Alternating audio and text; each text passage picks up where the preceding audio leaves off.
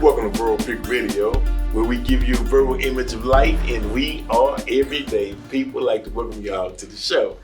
Now today, we got a special guest, which is Marcus the Nutritionist. And the reason why I have him on this show, y'all, is because during the wake of COVID-19, as you all know, Black people were on the front lines of the deaths that they said essential workers, but when you looked up the ailments that we suffered from, which actually COVID attacked, which was diabetes, high blood pressure, hypertension, and all the ills, right? Everything we had before. Everything we had before, right? Now, we're going to take you back to slavery times up into the modern times, right? Now, our diet, we was giving scraps, the chitlins, you know what I mean? They eating half the hog or whatever. So we never really had a diet that was beneficial to us, right? And I'm just setting the stage, right?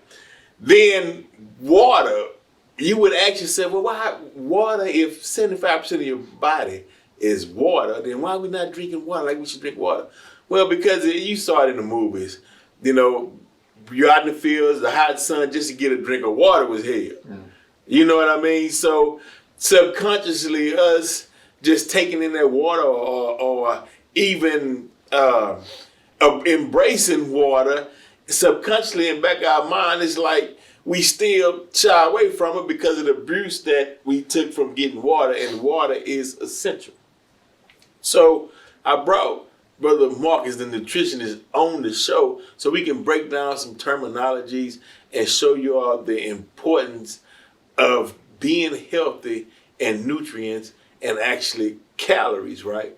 So, Brother Marcus, now as I set that up on the bad dieting that we started from the beginning, so we got to correct this. Now, how do a person motivate themselves or understand how important it is to maintain a healthy diet? There's a lot of ways, and I want to first say that I'm not the only way to do this, right? There's a million ways out there to do it, right? I'm speaking to you from experience and what I've put 20 years of my life towards, right? There are other people that do it different ways. I base my theories on how the human body works, not by what I think is going to make work or fad diets or keto this or all that kind of stuff that really, I'm not going to say nothing wrong with these things, but if you pick up a book and you decide you're going to follow that book isn't made for you necessarily. It might work. It might not work. We don't really know unless you have somebody that's watching you, monitoring what you're doing to see how you react to whatever food plan that is. You're just shooting yourself in the foot, right? Your body takes about 10 to 14 days to react to really anything. So I could tell you to go out there and chew on that tree branch out there, and you're probably going to lose weight for about 10 to 14 days until your body figures it out, and then it's going to stop. And then what do you do?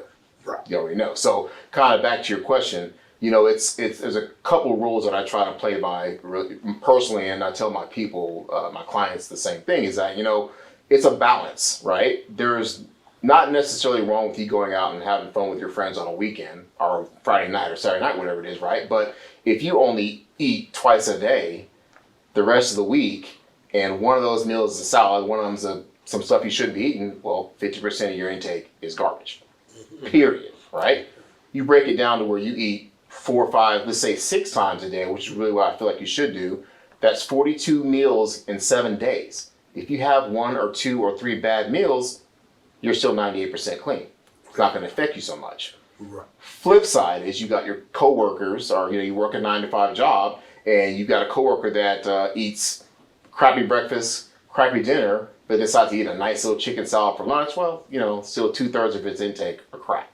And that's kind of how I kind of gear people towards. If you want to eat bad, it's okay in moderation if the other 98% of your intake is good. Okay. Does that kind of make a little sense of what I'm trying to say? That makes a lot of sense. You can't go hard Monday through Friday and then screw up the entire weekend if you have a goal to reach. I mean, if you're just trying to live your life and all that, that's one thing. But like you brought up a minute ago, we're dying. Right. I'm 50, be 51 coming up in August, and I'm at that age where my friends are dying. I mean, they're dying from, like you said, it's prolonged blood, high blood pressure, heart attack, strokes. They all got diabetes. Then they're taking all these medicines, and it just ends up being in a vicious circle of just crap. And honestly, it drives me nuts. I watch my parents go. I'm blessed, both my parents are still alive, but they're taking bags of medication. And it's just my dad. As a matter of fact, my father got bladder cancer from a combination of two medicines that he was taking, and gave him cancer. Right. So we're in this bad spot. Right. We really are. Yeah, we're not eating. Like back in the day when grandma would go out in the woods and get this root and cure whatever ails you or whatever. We got away from that science. So it reminds me of when I was younger, right? I'm in elementary school, right? And the teacher said, well, what do you want to be when you grow up, right? And you give out the basic answers, man. I'm going to be a doctor, I'm going to be a lawyer, I want to, things that you associate with making money with, right? Exactly.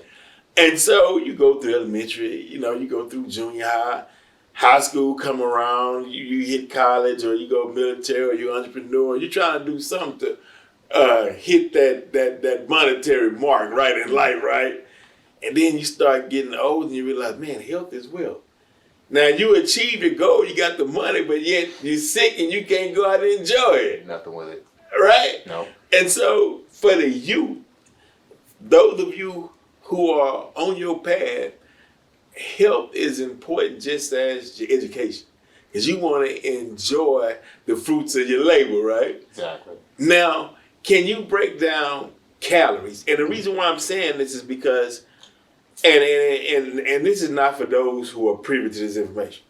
The reason why I'm saying it is because some terminologies and words we hear, but in our school system, and even we can say even in the church, or we start on that. Right, yeah, we're not getting that information. Yeah. So it's important, and why we have brothers such as Marcus the Nutritionist on the show, so you can get an in-depth knowledge on what is, right? Exactly. So calories, bro. What is that? So here's the easiest way I think I can break this down for you, right? And it's just layman terms to be pretty simple, right? So every day you wake up, I'm going to use you for numbers just off the top of my head. Your body's got this what's called a BMR, right? Basal metabolic rate. That means that is how many calories you will burn if you woke up in the morning, lay in the bed, and did do nothing but blink your eyes, okay? You're going to burn that no matter what. The reason why I'm saying that, because the human body is very good at surviving. Like it's hard to die, And so your body will find that 2,000 calories whether you eat or if you don't, okay? It will do it by either feeding off of stored energy, or it will take what you eat and distribute it immediately, if that makes sense, right? So I'm going to say your BMR is probably 2,000 calories. Okay, so your mindset tells you, and everyone does the same thing, it's human nature. Well, Mr. Marcus said my BMR is 2,000 calories, so I'll eat 1,000 calories, I should be good to go. Well, problem is, your body's going to find 2,000 calories. So you eating 1,000 calories isn't going to make your body burn fat, right? You have two sources of energy on your body. You have stored fat and you have muscle, okay? The easiest thing to process for the human body is muscle, not stored fat. Stored fat is like a trigger. You have to get in a fat burning mode to make your body use that stored fat, right? If you're not eating enough food and you go out and run 10 miles, it sounds great. I ate 1,000 calories a day, I ran 10 miles, I'm healthy. You actually did more damage than you did good, because your body is going to find not only that 2,000 calories it needs, but also the 1,500 calories it needs from you running 10 miles. Does that make sense? Your body will turn literally a salad into stored fat because you're not giving yourself what you need. Okay? Then you turn to guys like us that are, I'm 230 pounds, 232 pounds, right? I gotta eat. And once again, our mindset is like, man, I don't care how much I weigh. I know I need to eat 1,500 calories to lose weight. Well, let's not confuse weight with fat. Okay. Because they're not the same. Okay. Okay? It's easy. I could have you 7 pounds lighter in 3 days. How? Suck the water off of you. It is great, but it's temporary. Okay. You start burning up, you start eating muscle, and what happens is it's fine and dandy. You step on the scale, man, I lost 5 pounds or 2-3 pounds, all right, I'm on this path, right? If it's not fat, what happens is stuff happens. Something happens, you run out of town, you can't eat right, you're gonna gain that weight back. You've had friends that go on a cruise and come back 10 pounds heavier. We've yeah, all seen me it. as an example. Exactly. Right. And what that is, I got this cruise coming up, man. I want to look good. I'm gonna go run 10 miles and eat 1,000 calories and get on this boat and eat crap. Come on. And what happens? 10 pounds, almost to the number. That's right. It's a rebound effect. Come on. Right? You'll lose a little bit of water. You'll lose a lot of muscle. But then think about this for a second. If you right now sitting, you have 150 pounds of muscle on you right now, right? I take your twin Vince over here. This Vince has 100 pounds of muscle. Now you're both the same weight, right? But you can absorb more food than he can because of muscle mass. I can take more food in than you do because of my muscle mass, right? So if I give you 500 calories, I eat 500 calories, that Vince eats 500 calories, I'll burn all of it, you'll burn about 300 of it, he won't burn barely any of it, and guess what? You can only digest so much amount of food at that one sitting. So my 500, gone. Your 500, you'll probably move about 300 of that. Another 200 is going to do what? Store as fat. Your 12 over here, he can't even burn that much. So 300 of those calories is going to store as fat because you cannot use that muscle, that food any other way as this second that we're eating food. Okay. Does that kind of make sense what I'm saying? All right. So this is why we go into eating multiple times a day. Okay. Right?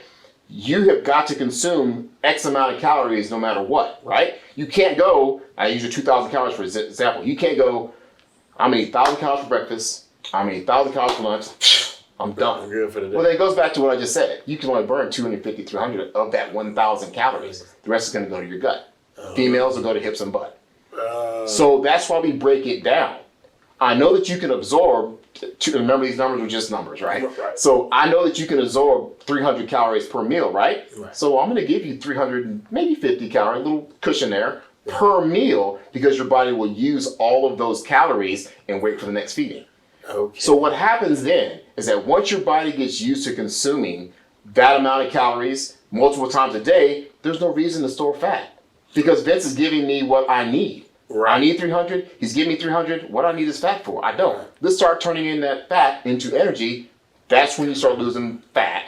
Okay. And that's when you start losing weight, the proper weight. So let's fast forward. Let's suppose that you get this going. You're rolling, okay? Your body right now is at a set point. And as we get older, that set point is more stubborn.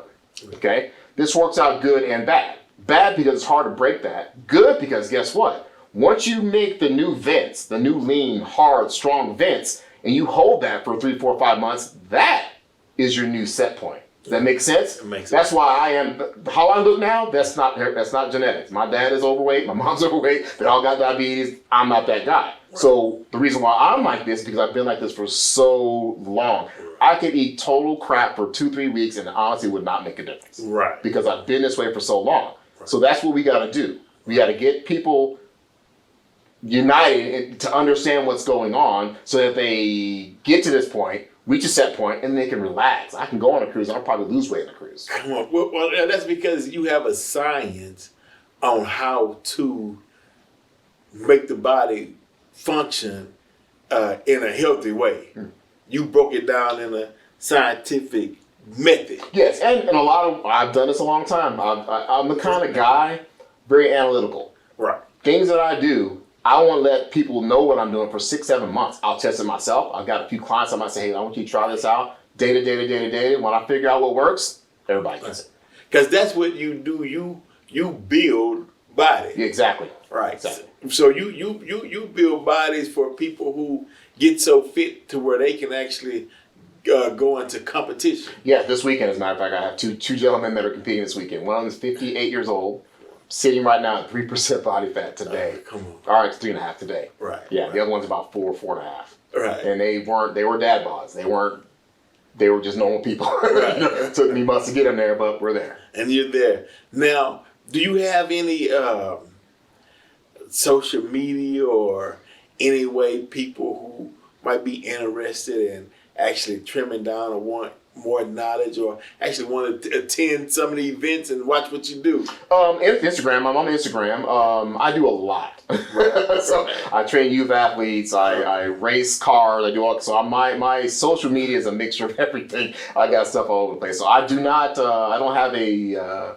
I guess you could say health specific deal. Right. My information's there. Okay. My Instagram is MARX_WLLMS. All right, done deal. Make sure you all look him up and support, because this is supporting time, right? We supporting each other.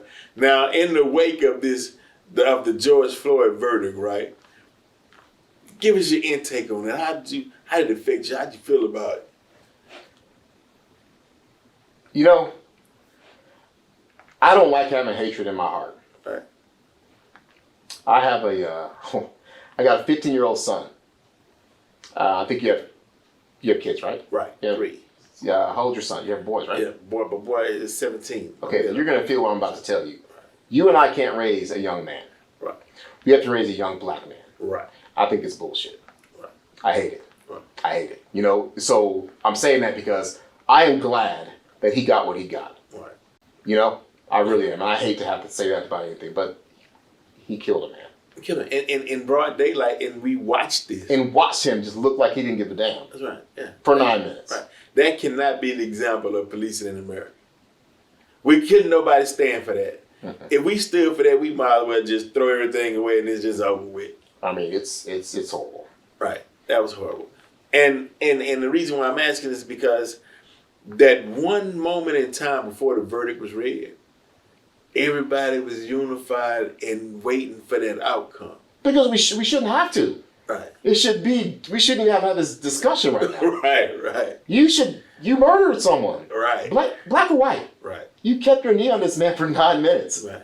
And what I don't like about the situation is people that defend that. Right. I don't care if he was on crack. I don't care what he did. 9 minutes of a man. I'm a Brazilian Jiu-Jitsu blue belt, 4 stripe. Been doing it for half my life. My son too, right? I know what a choke does to you. Right. It's not pleasant. Right. It's a horrible way to die. And I'm glad you said that, because, and shout out to Brother Nasir, mental self-defense, physical self-defense, training, building your body up, goes with the young man who was there with the MMA boxer. And his mentality, he knew the chokehold. And he said something at that moment, like, dude, what are you doing? You're a bum for that. And the reason why I'm saying that is because within your training, it gives you a mentality on how you perceive and you look at life. And in that instance, you are, in that moment when he was being choked, that MMA fighter, through his training, not just physically, but mentally, had the wherewithal to say something to let that officer know that what you're doing is wrong, and I recognize what you're doing. You're choking him out, right? Now, in today's society, if a lot of young black men would get involved in some type of defense, but not just the defense, defend yourself, whatever, but the discipline that goes along with it. Yes. That discipline goes a long way, even in making money. You got to be disciplined enough to keep your commitments, disciplined enough to be on time, disciplined enough to channel your anger and assess the situation. You know, so have you found that in your training with the black belt in the jiu-jitsu that discipline helped you in life? Yeah, a couple things. You know, I'm a pretty stout guy. I'm nothing in class. I will get this dude to beat my ass. And you don't ever think of that. But when you don't ever experience that, you think you're the top of the heap, you're really not. Right. We've had guys come in class, same thing, come in there looking like they're ready to roll, and they get wrapped up in about 30 seconds, and then you get humbled quickly. And I think that if you're in a position where you see that, or it's happened to you, you slow down for a second. Right. I've been choked out before on purpose. Right. That's not a good feeling. Right. Lights get dim. That's it. It's not like you're conscious. You're out. You're unconscious before you die. So you're unconscious. That's it. And then you may not wake up. You don't know. You just once you get choked out, you're just out. You're out. Not like there's nothing else after that. You could be dead. Wouldn't know the difference. Dude. See, and you know what though? The cops are trained that way. They get choked out on purpose. Like they do the taser test with them. They get choked out. That man knew what he was doing. You don't go through police training and not get choked out. You don't go through police training and not get tasered. So they do that on purpose. Man, it gets deeper and deeper. Deeper and deeper. Knowledge is power, bro. Look, man, I thank you for your insight. I wish you well in this upcoming event you have. Thank you. Everybody that's watching, check this brother out and try to emulate positive people. Model yourself after and continue to build, because 2021, which is 2 + 2 and 1 is 5, is number change. We getting ready to change the dynamics of this universe. Verbalpic Radio, we are.